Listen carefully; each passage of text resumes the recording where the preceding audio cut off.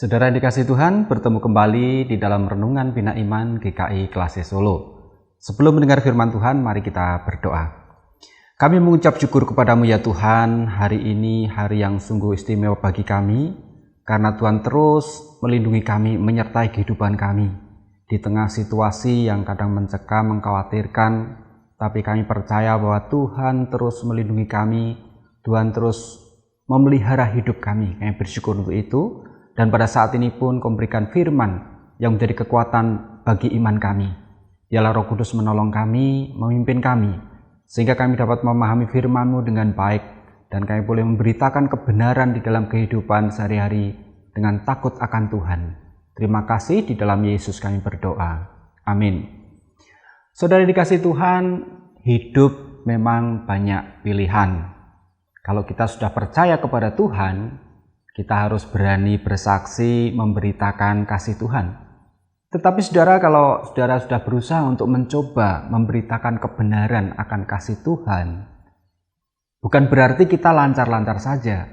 Karena banyak juga orang yang mendengarkan firman Tuhan atau memberitakan berita kebaikan, diterima dengan tidak baik, bahkan mengancam nyawa kita.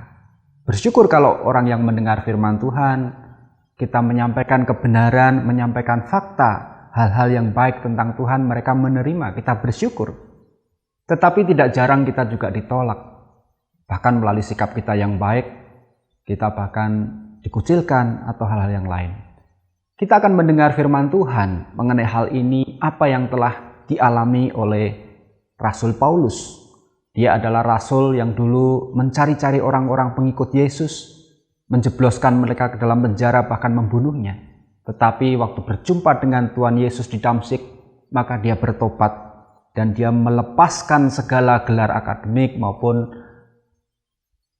apapun yang ada di dalam kehidupannya yang begitu baik sebagai seorang pemimpin, sebagai penggerak orang muda yang sangat kuat dalam tradisi Yahudi, terus melawan orang-orang yang mengikut Tuhan Yesus, tetapi itu semua dilepaskan. Dan dia rela menyerahkan diri kepada Tuhan Yesus untuk mengenal Tuhan Yesus. Dan dia berusaha memberitakan kebenaran. Bukan hanya di Yehuda atau di sekitar Yerusalem, tapi dia mengabarkan Injil sampai ke negara-negara lain, sampai ke bangsa-bangsa di luar bangsa Yahudi. Nah, kita akan mendengar dari Kisah Para Rasul 21 ayat 27 sampai 39 demikian. Ketika masa 7 hari itu sudah hampir berakhir, orang-orang Yahudi yang datang dari Asia melihat Paulus di dalam bait Allah. Lalu mereka menghasut rakyat dan menangkap dia sambil berteriak, "Hai orang-orang Israel, tolong! Inilah orang yang di mana-mana mengajar semua orang untuk menentang bangsa kita dan menentang hukum Taurat dan tempat ini. Dan sekarang ia membawa orang-orang Yunani pula ke dalam bait Allah dan menajiskan tempat suci ini." Sebab mereka telah melihat Trofimus dari Efesus sebelumnya bersama-sama dengan Paulus di kota. Dan mereka menyangka bahwa Paulus telah membawa dia ke dalam bait Allah. Maka gemparlah seluruh kota dan rakyat datang berkerumun. Lalu menangkap Paulus dan menyeretnya keluar dari bait Allah. Dan seketika itu juga semua pintu gerbang bait Allah itu ditutup. Sementara mereka merencanakan untuk membunuh dia, sampailah kabar kepada kepala pasukan bahwa seluruh Yerusalem gempar. Kepala pasukan itu segera bergerak dengan prajurit-prajurit dan perwira-perwira dan maju mendapatkan orang banyak itu. Ketika mereka melihat dia dan prajurit-prajurit itu, berhentilah mereka memukul Paulus. Kepala pasukan itu mendekati Paulus, menangkapnya dan menyuruh mengikat dia dengan 2 rantai. Lalu bertanya, siapakah dia dan apakah yang telah diperbuatnya? Tetapi dari antara orang banyak itu ada orang yang meneriakkan kepadanya ini, ada pula yang meneriakkan itu. Dan oleh karena itu keributan itu tidak dapat mengetahui apakah yang sebenarnya terjadi. Sebab itu ia menyuruh membawa Paulus ke markas. Ketika sampai ke tangga, Paulus terpaksa didukung prajurit-prajurit karena berdesak-desaknya orang banyak yang berbondong-bondong mengikuti dia sambil berteriak, "Nyahkanlah dia." Ketika Paulus hendak dibawa masuk ke markas, ia berkata kepada kepala pasukan itu, "Bolehkah aku mengatakan sesuatu kepadamu?" Jawabnya, "Tahukah engkau bahasa Yunani?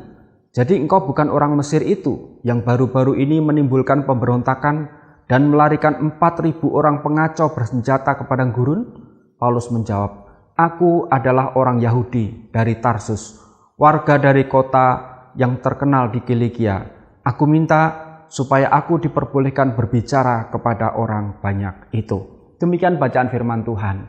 Saudara, apa yang dilakukan oleh Paulus telah menimbulkan kegemparan.